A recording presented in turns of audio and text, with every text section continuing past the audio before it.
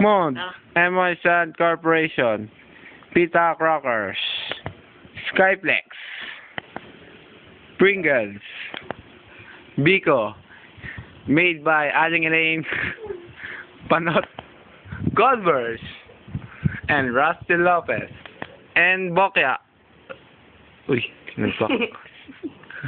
Bokya, and special by Cotton Buds. Nandito po tayo sa bahay ni Tita Meg sa Cavite. Halika po, tignan natin ang nilalaman ng nasa kumot.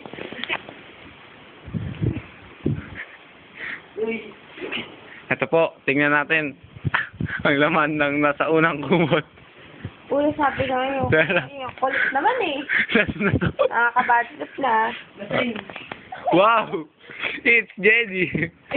No! It's yucky! Oops! It's Tini! Tini Winnie! Wow! Sino to? Ah! Si Chupa!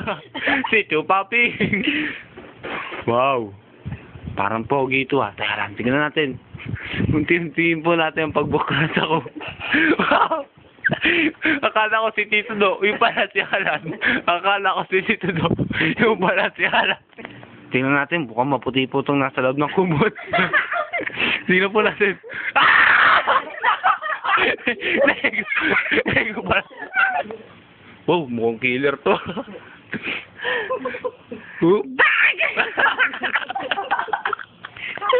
This video is brought to you by Converse with matching Rusty Lopez and homemade Biko by Tita Elaine.